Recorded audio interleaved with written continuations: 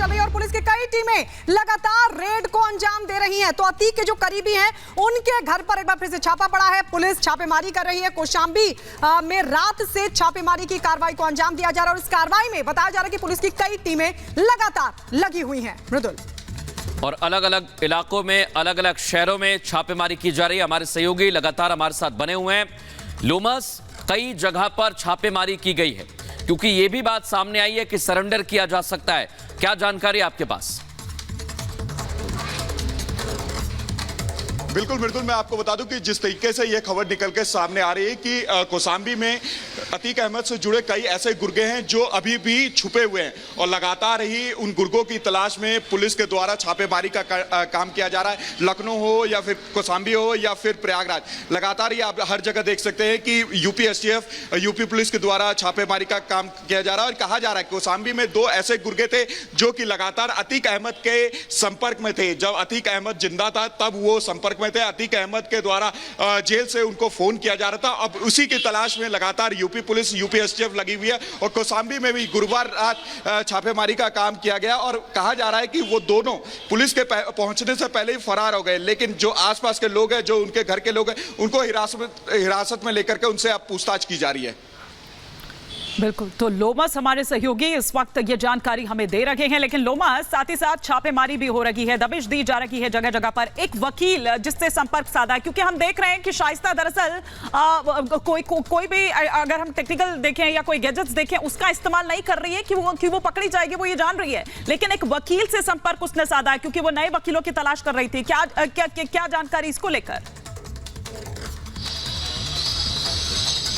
देखिए, फिलहाल मैं आपको बता दूं कि जिस तरीके से ये खबरें निकल के सामने आ रही है कि शाइस्ता हो ना हो दिल्ली में छुपी हो सकती है और एसटीएफ ने वो घर भी तलाश लिया है जहां पर शाइस्ता कुछ दिन तक दिल्ली में रुकी हुई थी। लेकिन लगातार ही इन बातों को लेकर के जांच अभियान भी चलाया जा रहा है। शाइस्ता से जुड़े हुए लोगों की धरपकड़ भी की जा रही है और उनसे भी पूछताछ की जा रही है और यह भी कहा जा रहा है कि शाइस्ता बिल्कुल लोमस, आप अहम जानकारी दे रहे हैं। एक के बाद एक कई खुलासे भी हो रहे हैं। पुलिस की टीम जांच कर रही है, आपके पास लौटेंगे। लेकिन अतीक अहमद, माफिया डॉन का कारोबार कहां तक फैला हुआ था, अब यह सामने आ चुका है। एक ऐसी डायरी डॉन की सामने आई है जिसमें उसके काले साम्राज्य अवैध कारोबार का काला चिट्ठा भी देखने को मिल रहा है। रिपोर्ट आपको दिखाते हैं।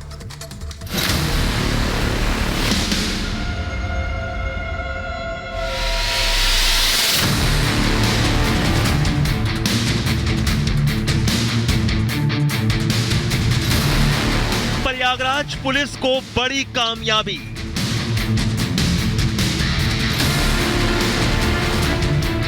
हाथ लगी अतीक की सीक्रेट डायरी।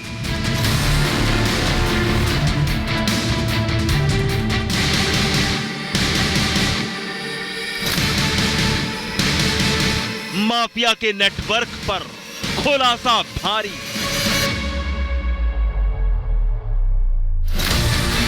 अतीक के गुनाह की दर्ज और एंट्री।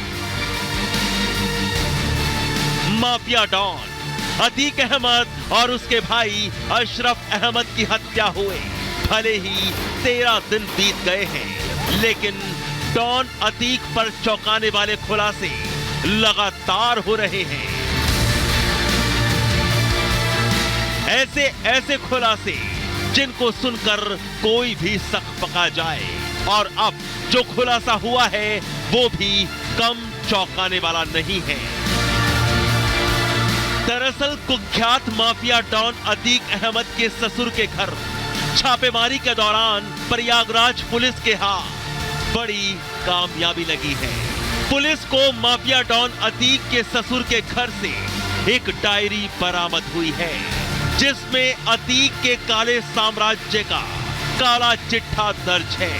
डॉन की बरामद डायरी में न सिर्फ अतीक के तमाम करीबियों और सहयोगियों के नाम है, बल्कि अतीक के 5 राज्यों में फैले आपराधिक और कारोबारी नेटवर्क की भी पूरी जानकारी हासिल हुई है। बताया जा रहा है कि अपनी गिरफ्तारी से ठीक पहले डॉन अतीक ने अपनी ये सीक्रेट डायरी ससुराल मिलाकर छिपा दी थी। अतीक अहमद पर हुई कार्रवाई के बाद अब नए नए राज उगल कर सामने आ रहे हैं। अतीक अहमद से जुड़ी हुई एक डायरी पुलिस के हाथ लगी है। ये डायरी वो डायरी है जिसमें अतीक के काले साम्राज्य का पूरा काला चिट्ठा, पूरा कच्चा चिट्ठा यहाँ पर खुलकर सामने आ गया है। अतीक की इस डायरी में तमाम सारे कॉन्टैक्ट नंबर निकलकर सामने आए, जिसमें तमाम रियल एस्टेट के कारोबारी हैं, तमाम हवाला से जुड़े हुए कारोबारी हैं और बताया जा रहा है कि इन्हीं लोगों के साथ कॉन्टैक्ट रखकर अतीक अपने काले साम्राज्य को लगातार बढ़ाता रहा।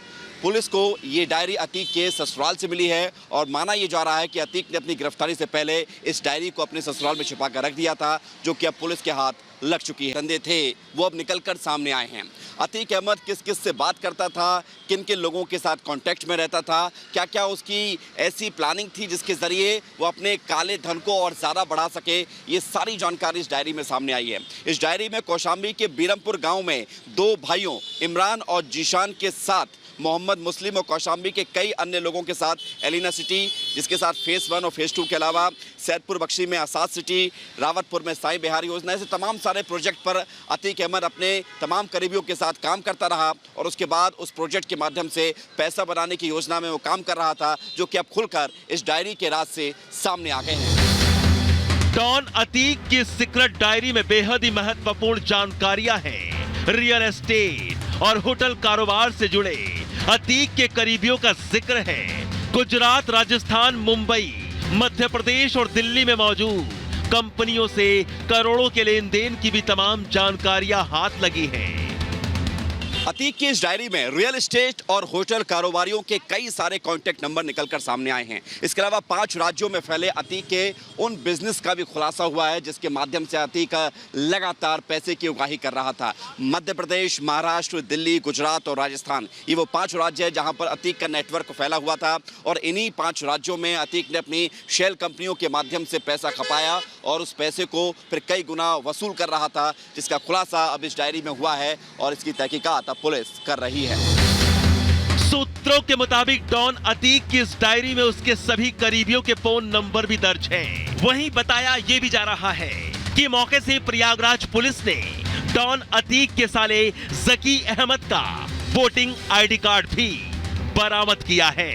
अब प्रयागराज पुलिस जांच कर इन करीबियों, फाइनेंसर और शागिर्दों की जांच कर रही है, जिसके बाद शुरू होगा माफिया डॉन अतीक के करीबियों और जोड़ीदारों पर एक्शन का दौर।